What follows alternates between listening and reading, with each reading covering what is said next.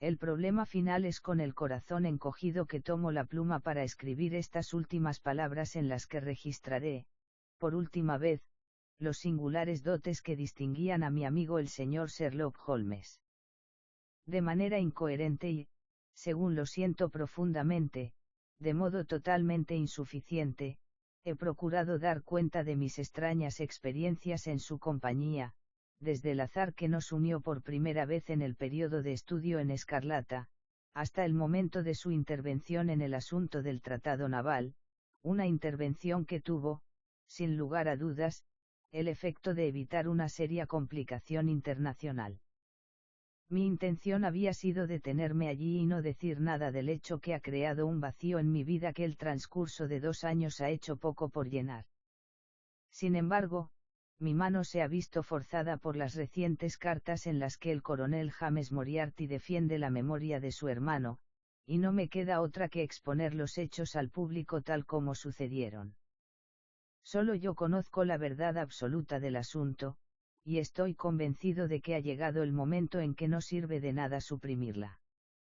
Hasta donde sé, han existido únicamente 3 relatos en la prensa: el del Journal de Geneve del 6 de mayo de 1891, el telegrama de Reuters en los periódicos ingleses del 7 de mayo, y, finalmente, la reciente carta a la que he aludido.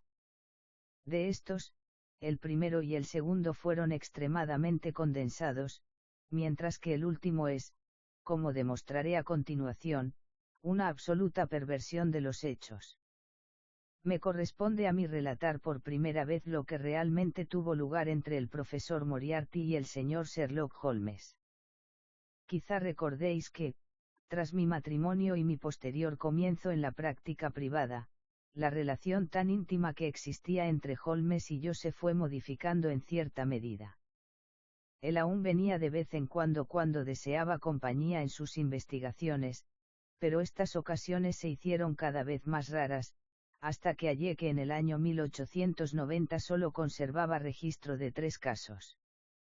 Durante el invierno de ese año y la temprana primavera de 1891 en los periódicos que había sido contratado por el gobierno francés para un asunto de suprema importancia, y recibí 2 notas de Holmes, fechadas en Narbona y en Nimes, de las cuales deduje que su estancia en Francia iba a ser prolongada. Por ello, me sorprendió bastante verle entrar en mi consulta en la tarde del 24 de abril. Me llamó la atención que parecía aún más pálido y demacrado de lo habitual. Sí, me he estado consumiendo un poco demasiado, comentó, respondiendo a mi mirada más que a mis palabras. Últimamente he tenido un poco de apuro. ¿Te importaría que cerrara tus persianas?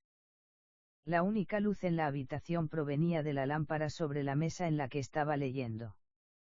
Holmes se deslizó por el muro y, echando las persianas, las trabó de forma segura. ¿Tienes miedo de algo?, pregunté. Pues sí, lo tengo. ¿De qué? De las armas de aire. Querido Holmes, ¿a qué te refieres? Creo que me conoces lo suficiente, Watson, para entender que no soy de los nerviosos. Al mismo tiempo, es una tontería, más que valentía, negarse a reconocer el peligro cuando está cerca. ¿Podrías hacerme el favor de encender un cigarrillo? Atrayendo el humo de su cigarrillo, como si aquella influencia calmante le fuera grata, añadió: debo disculparme por llamar tan tarde, y además te ruego que seas tan poco convencional como para permitirme salir de tu casa en este instante, trepando por el muro de tu jardín trasero. ¿Pero qué significa todo esto?, pregunté. Extendió la mano y, a la luz de la lámpara, que 2 de sus nudillos estaban rotos y sangrando. No se trata de una nimiedad, ¿ves?, dijo sonriendo. Al contrario, es lo bastante sólido como para que un hombre se rompa la mano. Está la señora Watson. Se fue de visita. ¿En serio? ¿Y está solo? Exactamente. Entonces, se me ocurre proponerte que te acompañe durante una semana al continente. ¿A dónde? Oh, a cualquier parte. Para mí es lo mismo. Había algo muy extraño en todo esto. No era de la naturaleza de Holmes tomarse unas vacaciones sin rumbo, y algo en su rostro pálido y demacrado me decía que sus nervios estaban al límite. Percibió la pregunta en mis ojos y, juntando las puntas de los dedos y apoyando los codos sobre las rodillas, explicó la situación. ¿Acaso no has oído hablar del profesor Moriarty? Dijo. Nunca. Ahí radica el genio y la maravilla de todo esto. Exclamó. El hombre se extiende por Londres y nadie ha oído de él. Eso es lo que lo coloca en la cúspide de los registros del crimen. Te digo, Watson, en serio, que si pudiera vencer a ese hombre, si pudiera liberar a la sociedad de él, sentiría que mi propia carrera había alcanzado su cenit, y estaría dispuesto a dedicarme a una línea de vida más apacible. Entre nosotros, los recientes casos en los que he asistido a la familia real de Escandinavia y a la República Francesa me han dejado en una posición tal que podría vivir de forma tranquila, concentrándome en mis investigaciones químicas. Pero no podría descansar, Watson, no podría sentarme quieto en mi silla, si pensara que un hombre como el profesor Moriarty deambula por las calles de Londres sin ser desafiado. ¿Qué ha hecho, entonces? Su carrera ha sido extraordinaria. Es un hombre de buena cuna y excelente educación, dotado por la naturaleza de una facultad matemática fenomenal. A los 21 escribió un tratado sobre el teorema binomial, que gozó de fama en Europa. Gracias a ello ganó la cátedra de matemáticas en una de nuestras universidades menores, y parecía tener, a todas luces, una carrera brillante por delante. Pero el hombre tenía tendencias hereditarias de la más diabólica clase. Una vena criminal corría por su sangre que, lejos de moderarse, se intensificó y se volvió infinitamente más peligrosa por sus extraordinarias facultades mentales.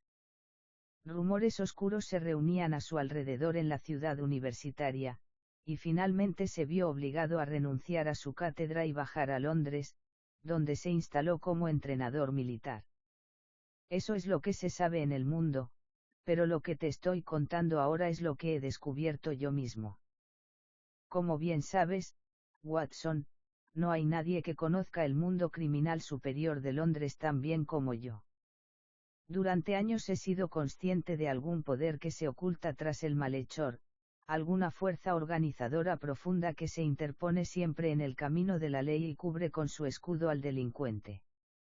Una y otra vez, en casos de toda clase, casos de falsificación, robos, asesinatos, he sentido la presencia de esa fuerza, y he deducido su acción en muchos de aquellos crímenes aún no descubiertos en los que no fui consultado personalmente. Durante años me he esforzado en derribar el velo que lo cubría, y por fin llegó el momento en que seguí su rastro hasta que, tras 1000 enrevesados giros, me condujo hasta el ex profesor Moriarty, de renombre matemático. Es el Napoleón del crimen, Watson. Es el organizador de la mitad de lo que es maldad y de casi todo lo que permanece oculto en esta gran ciudad. Es un genio, un filósofo, un pensador abstracto. Tiene un cerebro de primera categoría. Permanece inmóvil, como una araña en el centro de su telaraña, pero esa red tiene 1000 irradiaciones, y él conoce muy bien cada vibración de todas ellas. Él hace poco por sí mismo. Solo planea.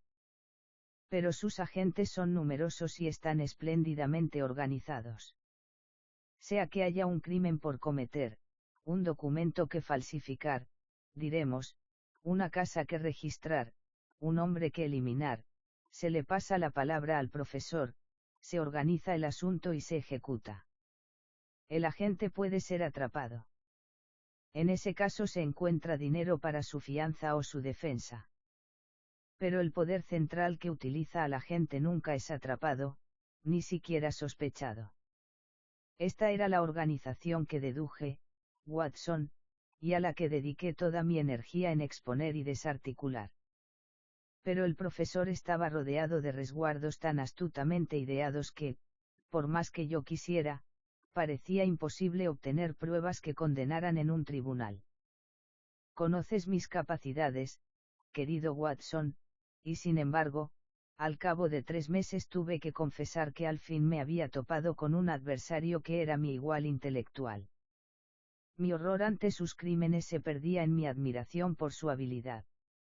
Pero finalmente realizó un viaje, aunque un viaje muy corto, que resultó ser más de lo que podía permitirse cuando yo estaba tan cerca de él.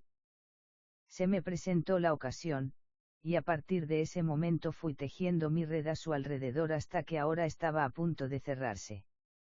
En 3 días, es decir, el próximo lunes, las cosas estarán maduras, y el profesor, junto con todos los miembros principales de su banda, estará en manos de la policía. Vendrá el mayor juicio criminal del siglo, el esclarecimiento de más de 40 misterios, y la horca para todos ellos, pero si actuamos prematuramente, comprenderás que podrían escaparse de nuestras manos hasta el último momento. Ahora bien, si hubiera podido hacer esto sin que el profesor Moriarty lo supiera, todo habría estado bien. Pero él era demasiado astuto para eso. Vio cada paso que di para tenderle mi trampa. Una y otra vez trató de librarse, pero yo lo impedía cada vez. Te digo, amigo mío, que si se pudiera escribir un relato detallado de ese silencioso combate, ocuparía el lugar como la obra de contrincante más brillante en la historia de la investigación. Jamás me había elevado tanto, y nunca un oponente me había presionado tanto. Él hirió profundamente, y aún así yo le devolvía el golpe. Esta mañana se dieron los últimos pasos, y tan solo se necesitaron 3 días para culminar el asunto. Yo estaba sentado en mi habitación meditando, cuando la puerta se abrió y el profesor Moriarty se plantó ante mí. Mis nervios resisten bastante, Watson, pero debo confesar que me he sobresaltado al ver al mismísimo hombre que había ocupado mis pensamientos, parado en mi umbral. Su aspecto me resultó muy familiar. Es extremadamente alto y delgado, su frente se abombaba en una curva blanca, y sus 2 ojos estaban hundidos en la cabeza. Está afeitado, pálido y de aspecto ascético, conservando algo del aire de profesor en sus facciones. Sus hombros redondeados por tanto estudio, y su rostro sobresale hacia adelante, oscilando lentamente de un lado a otro de forma curiosamente reptiliana. Me miró con gran curiosidad con sus ojos encogidos. Tienes menos desarrollo frontal del que habría esperado, dijo al fin. Es un peligro cargar con armas apuntadas en el bolsillo de la bata.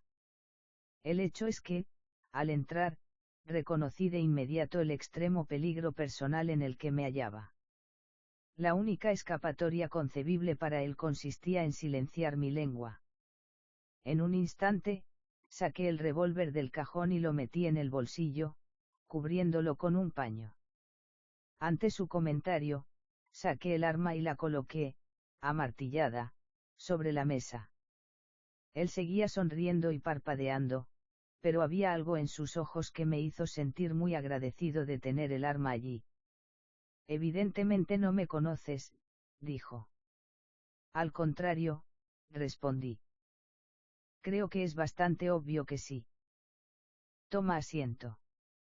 Te concederé 5 minutos si tienes algo que decir. Todo lo que tengo que decir ya ha pasado por tu mente, contestó.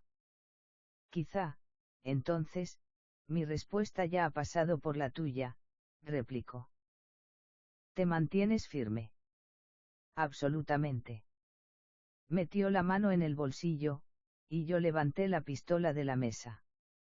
Pero él simplemente sacó un libretito en el que había garabateado unas fechas. Te cruzaste en mi camino el 4 de enero, dijo.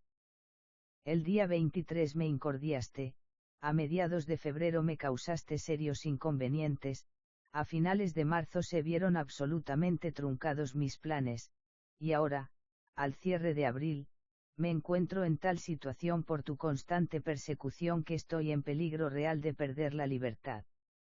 La situación se ha vuelto insostenible. ¿Tienes alguna sugerencia? Pregunté. Debes dejarlo, señor Holmes, dijo, moviendo la cabeza. Realmente debes, ya sabes. Después del lunes, dije. Uf, replicó. Estoy seguro de que un hombre de tu inteligencia sabrá que solo puede haber un desenlace en este asunto. Es necesario que te retires. Has dispuesto las cosas de tal forma que nos queda solo una salida. Ha sido un placer intelectual ver cómo has lidiado con este asunto, y te aseguro, sin afectación, que me dolería tener que recurrir a medidas extremas. Sonríes, señor, pero te aseguro que en realidad lo haría. El peligro es parte de mi oficio, comenté. Eso no es peligro, dijo. Es destrucción inevitable. No te interpones solo en contra de un individuo, sino de una poderosa organización, cuya magnitud completa, a pesar de toda tu astucia, no has logrado comprender. Debes alejarte, señor Holmes, o serás pisoteado. Temo, dije, levantándome, que, en el placer de esta conversación, descuido asuntos importantes que me esperan en otro lugar. Él se levantó también y me miró en silencio, negando con la cabeza tristemente. Bueno, dijo al fin. Parece una lástima, pero he hecho lo que he podido. Conozco cada movimiento de tu juego. No puedes hacer nada antes del lunes. Ha sido un duelo entre tú y yo, señor Holmes. Tú esperas ponerme en el banquillo de los acusados. Te digo que yo jamás lo haré. Tú esperas vencerme. Te digo que nunca me vencerás. Si eres lo suficientemente astuto como para traerme la destrucción, ten por seguro que yo te haré lo mismo. Me has hecho varios cumplidos, señor Moriarty, dije. Permíteme corresponderte diciendo que, si se me asegurara esa eventualidad, en interés del público aceptaría con gusto lo otro. Te puedo prometer lo primero, pero no lo segundo, gruñó, girando entonces su espalda rechoncha y saliéndose de la habitación, parpadeando mientras se desvanecía. Esa fue mi singular entrevista con el profesor Moriarty. Confieso que dejó un efecto desagradable en mi mente. Su modo suave y preciso de hablar deja una convicción de sinceridad que un mero matón no podría producir. Por supuesto, dirás, ¿por qué no tomar precauciones policiales contra él? Pero la razón es que estoy convencido de que será a través de sus agentes a quien caerá el golpe. Tengo las mejores pruebas de que así será. Ya te han agredido. Querido Watson, el profesor Moriarty no es un hombre que deje que se le crezca la hierba bajo los pies. Salí al mediodía para hacer unos negocios en Oxford Street. Al pasar la esquina que conduce de Bentinck Street hacia el cruce de Welbeck Street, una furgoneta de 2 caballos, conducida furiosamente, dio la vuelta y se abalanzó sobre mí como un relámpago. Corrí hacia la acera y me salvé por un instante. La furgoneta dobló por Marylebone Lane y se esfumó en un instante.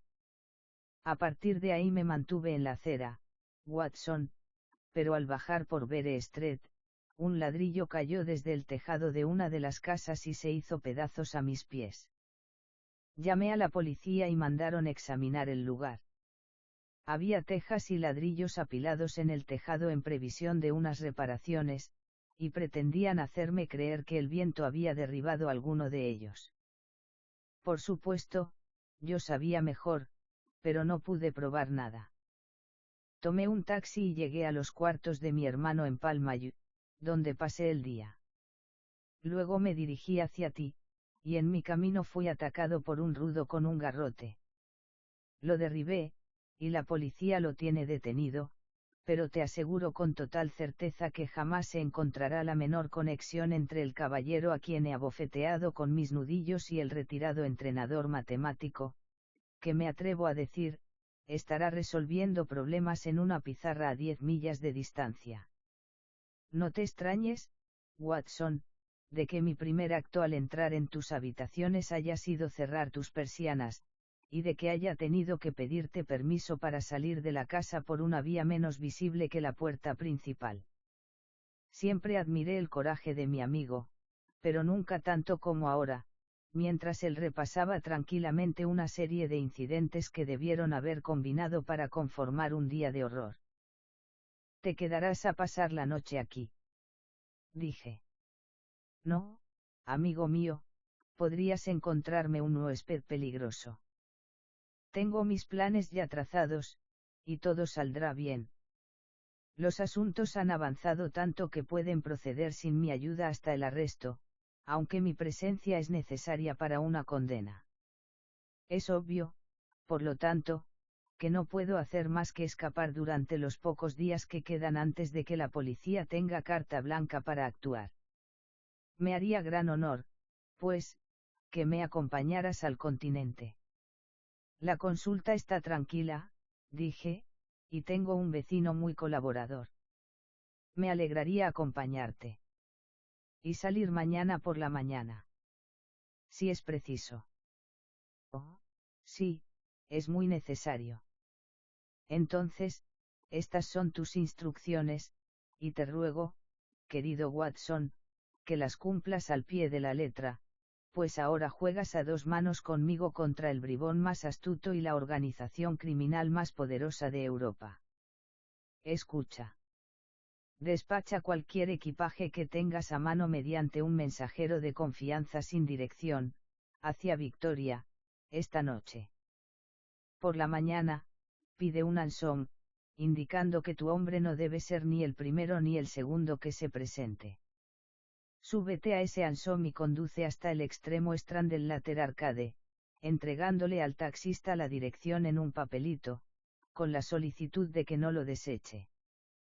Ten preparado tu pasaje, y en el momento en que tu taxi se detenga, corre a través del arcade, calculando llegar al otro lado a las 9:15.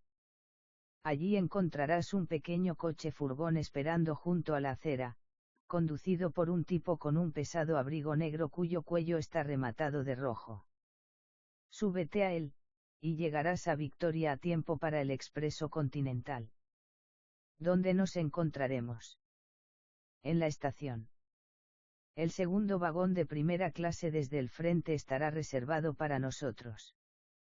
El vagón es nuestro punto de encuentro, entonces. Sí. Fue en vano que le pedí a Holmes que se quedara esa noche. Me era evidente que pensaba que podría acarrear problemas en el techo bajo el que se resguardaba, y que ese era el motivo que le impulsaba a marcharse. Con unas pocas palabras apresuradas sobre nuestros planes para el día siguiente, se levantó y salió conmigo al jardín, trepó por el muro que conduce a Mortimer Street y, enseguida, se puso a silbar pidiendo un hansom, en el que lo oí alejarse. Por la mañana obedecí al pie de la letra las instrucciones de Holmes. Se consiguió un hansom con tal precaución que evitase ser uno de los que ya estaban preparados para nosotros, y salí inmediatamente después del desayuno hacia el Later Arcade, atravesándolo a toda prisa. Un coche furgón estaba esperándome, conducido por un chofer corpulento envuelto en un abrigo oscuro, que, en cuanto subí, espoleó al caballo y se lanzó raudo hacia la estación Victoria. Al bajarme, el conductor giró el coche y se fue sin siquiera mirarme. Hasta ahí todo había transcurrido de forma admirable. Mi equipaje me esperaba, y no tuve dificultad en encontrar el vagón que Holmes había señalado, más aún dado que era el único del tren marcado como ocupado. Mi única fuente de ansiedad ahora era la incomparecencia de Holmes. El reloj de la estación marcaba apenas 7 minutos antes de la hora prevista de salida. Busqué en vano entre los grupos de viajeros y despedidas la esbelta figura de mi amigo. No había rastro de él. Pasé unos minutos ayudando a un venerable sacerdote italiano, que trataba de hacer entender a un mal portero, en su destartalado inglés, que su equipaje debía ser facturado hasta París.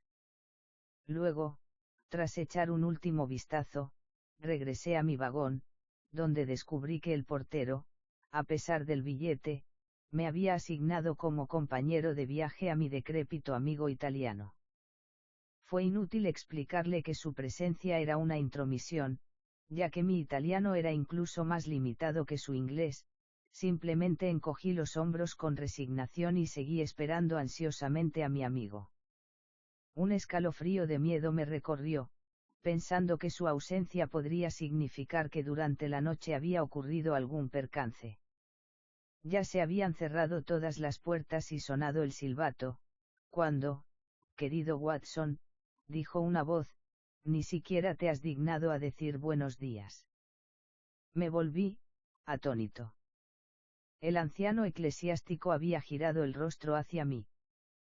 Por un instante se suavizaron las arrugas, la nariz se alejó del mentón, el labio inferior dejó de sobresalir y la boca de murmurar, los opacos ojos recobraron su brillo, y la figura encorvada se enderezó.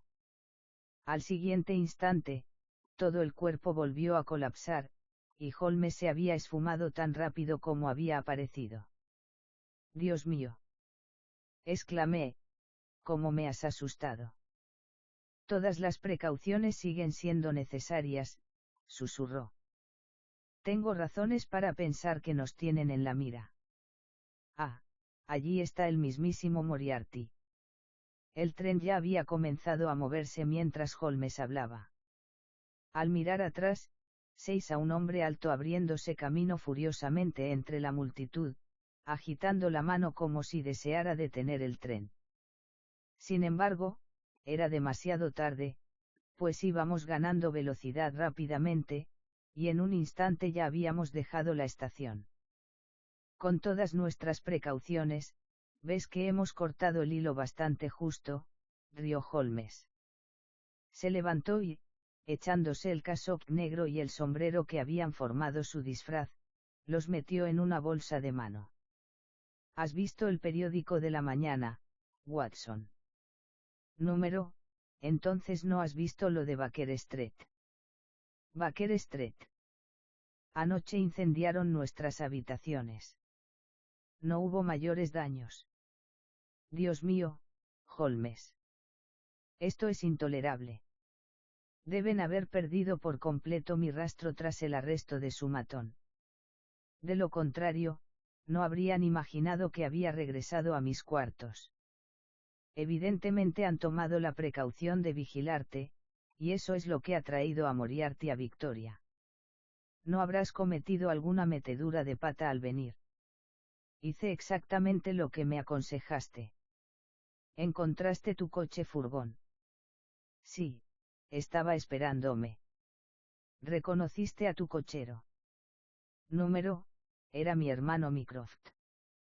Es una ventaja arreglárnoslas sin tener que confiar en un mercenario. Pero debemos planear qué haremos con Moriarty ahora. Siendo que este es un expreso, y que el barco corre en conexión con él, creo que lo hemos despistado bastante eficazmente. Querido Watson, evidentemente no comprendiste mi intención cuando dije que este hombre puede tomarse como alguien en el mismo plano intelectual que yo. ¿Imaginas que, si yo persiguiera, me dejaría burlar por un obstáculo tan insignificante? ¿Por qué, entonces, deberías pensar tan mezquinalmente de él? ¿Qué hará? Lo que yo haría. ¿Y qué harías tú, entonces? Contrataría a un especialista. Pero debe ser tarde. En absoluto. Este tren para en Canterbury, y siempre hay al menos un retraso de 15 minutos en el barco. Nos atrapará allí. Uno pensaría que fuéramos los criminales. Dejémosle arrestado a su llegada. Sería arruinar el trabajo de 3 meses. Atraparíamos al pez gordo, pero los pequeños se escabullirían por aquí y por allá, fuera de la red. El lunes nos llevaríamos a todos. No, un arresto es inadmisible. ¿Y qué haremos, entonces? Bajaremos en Canterbury. ¿Y luego? Pues tendremos que emprender un viaje a Campo a Neaven y de allí a Dieppe. Moriarty volverá a hacer lo que yo haría, se subirá a París, marcará nuestro equipaje y esperará 2 días en la estación. Mientras tanto, nos daremos el gusto de adquirir un par de maletines, fomentar la producción de los países por los que viajemos, y nos encaminaremos a nuestro ritmo hacia Suiza, pasando por Luxemburgo y Basilea. En Canterbury, por lo tanto, descendimos, solo para descubrir que tendríamos que esperar 1 hora antes de poder tomar un tren a Neaven. Aún miraba con cierta melancolía el vagón de equipajes que se alejaba rápidamente, cuando Holmes me tiró de la manga y señaló en dirección a las vías. Ya, ves, dijo. A lo lejos, entre los bosques de Kent, se alzaba un delgado hilo de humo. 1 minuto después se veía una locomotora y un coche furgón volando por la curva abierta que conduce a la estación. Apenas tuvimos tiempo de ubicarnos detrás de un montón de equipaje cuando pasó, retumbando y rugiendo, lanzando un soplo de aire caliente a nuestras caras. Ahí va, dijo Holmes, mientras observábamos cómo el coche furgón giraba y se balanceaba sobre los puntos. Hay límites, verás, a la inteligencia de nuestro amigo. Habría sido un auténtico golpe de maestro si hubiera deducido lo que yo deduciría y actuado en consecuencia. ¿Y qué habría hecho si nos hubiera alcanzado? No cabe la menor duda de que habría lanzado un ataque asesino contra mí. Sin embargo, es un juego en el que pueden jugar dos. La cuestión ahora es si almorzamos aquí prematuramente o arriesgamos quedarnos sin comer hasta llegar al buffet de Neaven. Aquella noche llegamos a Bruselas y pasamos 2 días allí, y al tercer día continuamos nuestro viaje hasta Estrasburgo. El lunes por la mañana, Holmes había telegramado a la policía de Londres, y por la tarde encontramos una respuesta esperándonos en nuestro hotel. Holmes la rasgó, y luego, maldiciéndola amargamente, la arrojó al hogar de las brasas. Habría debido intuirlo. Gemía. Se ha escapado. Moriarty. Han detenido a toda la banda, a excepción de él. Se les ha escapado. Por supuesto, cuando abandoné el país, no había nadie capaz de enfrentarse a él. Pero pensé que había puesto el asunto en sus manos. Creo que más te conviene volver a Inglaterra, Watson. ¿Por qué? Porque ahora me encontrarás un compañero peligroso. La ocupación de este hombre se ha acabado. Está perdido si regresa a Londres. Si he interpretado bien su carácter, dedicará todas sus energías a vengarse de mí. Así lo dijo en nuestra breve entrevista, y me temo que lo quiso decir en serio. Te recomiendo, sin duda, que regreses a tu consulta. No fue precisamente un ruego para tener éxito con alguien que era a la vez veterano de campañas y viejo amigo. Nos sentamos en el comedor de Estrasburgo discutiendo el asunto durante media hora, pero esa misma noche reanudamos el viaje y estábamos ya en camino a Ginebra. Durante una semana encantadora vagamos por el Valle del Ródano, y luego, bifurcándonos en Leuc, emprendimos el camino por el paso del Gemmi, aún cubierto de nieve, y así, pasando por Interlaken, llegamos a Meiringen. Fue un viaje precioso, con el delicado verdor de la primavera abajo, el inmaculado blanco del invierno arriba, pero me quedó claro que ni por un instante Holmes olvidaba la sombra que lo perseguía. En los pintorescos pueblos alpinos o en los solitarios pasos montañosos, podía ver por el rápido brillo de sus ojos y su aguda observación de cada rostro que se cruzaba con nosotros, que estaba convencido de que, por donde camináramos, no podíamos librarnos del peligro que pisoteaba nuestros pasos. Recuerdo una vez que, al pasar por el Gemmi y caminar por la linde del melancólico Daubense, Una gran roca que se había desprendido de la cresta a nuestra derecha retumbó y rugió al caer en el lago tras nosotros. En un instante, Holmes corrió hacia la cresta, y, erguido en un alto pináculo, estiró el cuello en todas direcciones. Fue en vano que nuestro guía le asegurase que la caída de piedras era algo habitual en primavera en aquel lugar. No dijo nada, pero me sonrió con el aire de quien contempla el cumplimiento de lo que había anticipado. Y, sin embargo, a pesar de tanta vigilancia, nunca se mostró abatido. Al contrario, jamás recuerdo haberle visto tan animado. Una y otra vez volvió a mencionar que, si lograra asegurarme de que la sociedad quedaba libre del profesor Moriarty, terminaría mi carrera con alegría. Creo, Watson, que podría llegar a decir que no he vivido en vano, comentó. Si mi historial se cerrara esta noche, aún podría mirarlo con ecuanimidad. El aire de Londres es más dulce por mi presencia. En más de 1000 casos no creo haber utilizado mis facultades del lado equivocado. Últimamente he sentido la tentación de indagar en los problemas que la naturaleza ofrece en lugar de aquellos tan superficiales por los que nuestra artificial sociedad es responsable. Tus memorias llegarán a su fin, Watson, el día en que corona mi carrera con la captura o extinción del criminal más peligroso y capaz de Europa. Seré breve y preciso en lo poco que me queda por contar.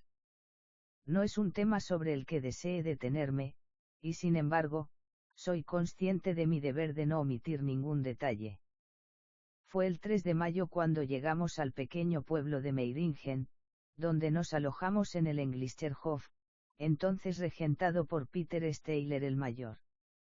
Nuestro casero era un hombre inteligente, y hablaba un inglés excelente, habiendo servido 3 años como mozo en el Grosvenor Hotel de Londres. Siguiendo su consejo, aquella tarde del 4 partimos juntos con la intención de cruzar las colinas y pasar la noche en la aldea de Rosenlaui. Sin embargo, teníamos estrictas órdenes de, en ningún caso, pasar las cataratas de Reichenbach, que se encuentran a mitad de la colina, sin hacer un pequeño desvío para verlas. Es, en verdad, un lugar aterrador. El torrente, hinchado por el deshielo, se precipita en un abismo tremendo, del cual la bruma se eleva como el humo de una casa en llamas. El conducto por el que se arroja el río es un inmenso precipicio, revestido de resplandeciente roca negra, y que se estrecha hasta convertirse en un hervidero espumoso de profundidad incalculable, que rebosa y empuja el torrente sobre su borde dentado.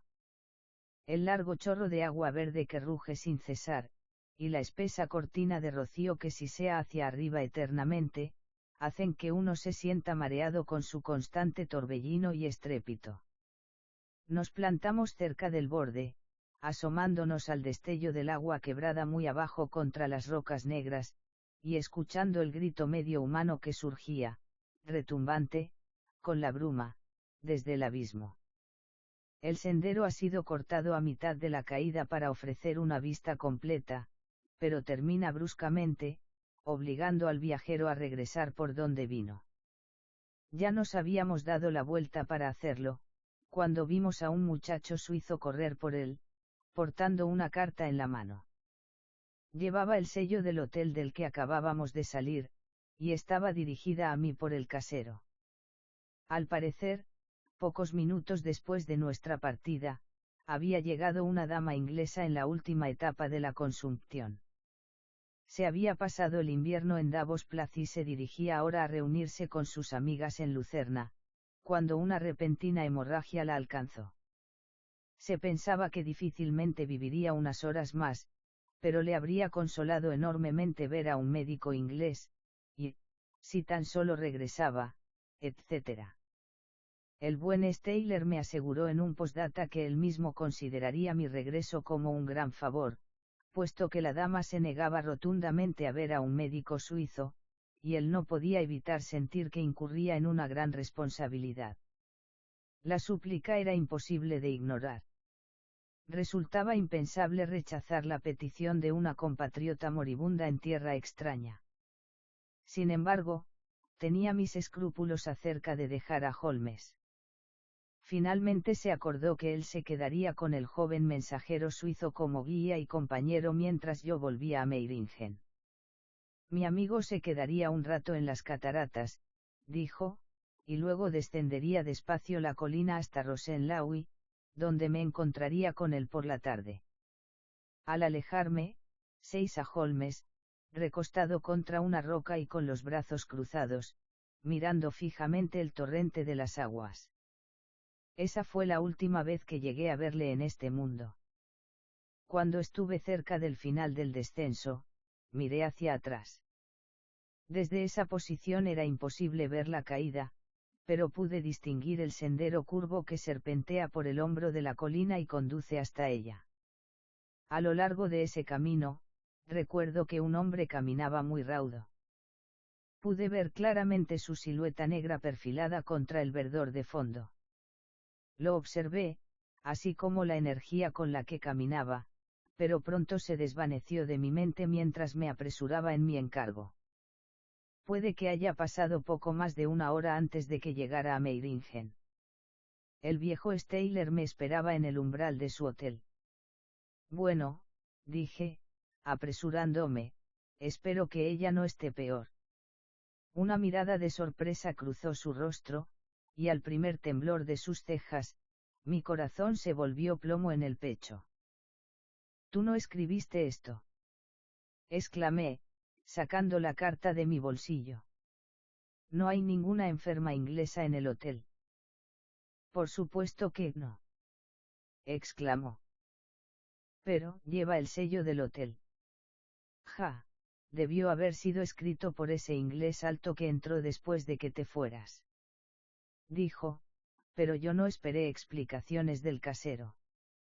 Con un estremecimiento de miedo ya corría por la calle del pueblo, en dirección al sendero que había recorrido hace poco. Me había tomado una hora descender. Por todos mis esfuerzos, pasaron 2 más antes de que me encontrara de nuevo en las cataratas de Reichenbach. Allí estaba el bastón alpino de Holmes, aún apoyado contra la roca junto a la cual lo había dejado. Pero no había señal de él, y fue en vano que grité. La única respuesta fue mi propia voz reverberando en un eco rodante entre los acantilados. Fue la vista de ese bastón alpino la que me heló y me enfermó. No se había ido a Rosenlaui, entonces. Se había quedado en ese camino de apenas 1 metro de ancho, con un muro vertical de un lado y un precipicio del otro, hasta que su enemigo lo alcanzó. El joven suizo también se había marchado. Probablemente había sido contratado por Moriarty y había dejado a los 2 hombres juntos. ¿Y qué sucedió después? ¿Quién nos contará lo ocurrido entonces? Me quedé unos minutos tratando de recomponerme, aturdido por el horror de lo sucedido. Luego comencé a pensar en los métodos de Holmes e intenté aplicarlos a la lectura de esta tragedia. Lamentablemente, fue demasiado fácil. Durante nuestra conversación no habíamos llegado hasta el final del sendero, y el bastón alpino marcaba el lugar donde nos habíamos detenido.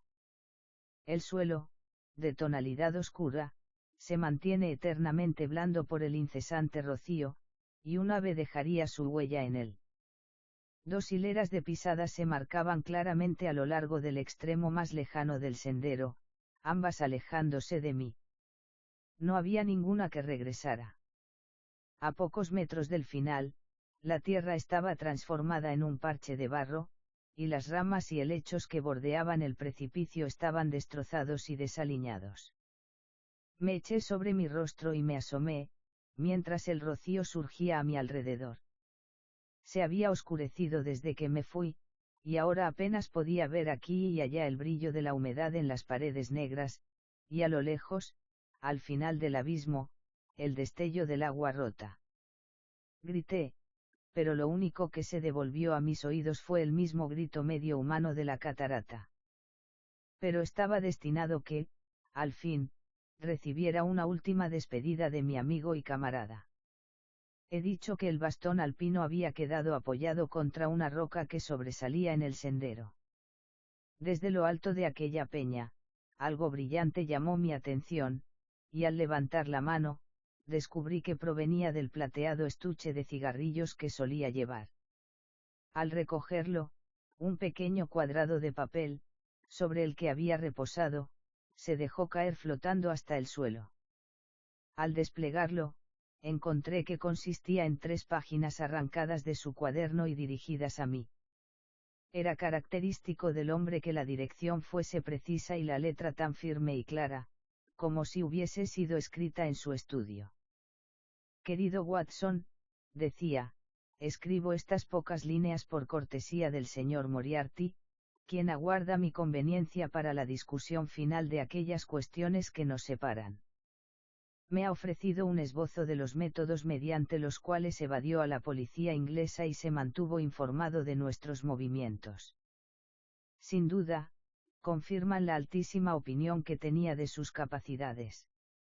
Me reconforta pensar que podré liberar a la sociedad de cualquier efecto ulterior de su presencia, aunque temo que ello conlleve un precio que dolerá a mis amigos y, en especial, a ti, querido Watson. Ya te he explicado, sin embargo, que mi carrera había alcanzado ya su crisis, y que ninguna conclusión posible podría ser más acorde a mí que esta. De hecho, si me permites una confesión total, estaba convencido de que la carta de Meiringen era un engaño, y te dejé partir en aquella misión bajo la persuasión de que algo de tal suerte sucedería. Dile al inspector Patterson que los documentos que necesita para condenar a la banda están en el casillero M, en un sobre azul, con la inscripción Moriarty. Hice todas las disposiciones de mi patrimonio antes de abandonar Inglaterra, y se lo entregué a mi hermano Mycroft. Rinde mis saludos a la señora Watson, y créeme, querido amigo, muy sinceramente, Sherlock Holmes, bastan unas pocas palabras para relatar lo poco que queda. Un examen de peritos no deja la menor duda de que el enfrentamiento personal entre los dos hombres terminó, como era de esperarse, en su derrumbe mutuo, abrazados entre sí. Cualquier intento de recuperar los cuerpos fue absolutamente inútil, y allí, en lo profundo de aquel espantoso caldero de agua en remolino y espuma hirviente, yacerá para siempre el criminal más peligroso y el campeón supremo de la ley de su generación. El joven suizo jamás fue vuelto a encontrar, y no cabe duda de que fue uno de los numerosos agentes que Moriarty tenía a su servicio. En cuanto a la banda, quedará en la memoria del público lo completamente que las pruebas acumuladas por Holmes expusieron su organización, y lo pesado que resultó el peso del difunto sobre ellos. Durante los procedimientos salieron a la luz muy pocos detalles de su terrible jefe, y si ahora me he visto obligado a hacer una declaración clara de su carrera es debido a aquellos imprudentes campeones que han procurado limpiar su memoria con ataques contra él, a quien siempre consideraré el mejor y más sabio hombre que he conocido. Fin 1. El problema final, Arthur Conan Doyle 2. El problema final 1. Portada hitos. Gracias por leer este libro de www.legendria.com. Descubre nuestra colección de obras de dominio público en castellano en nuestra web.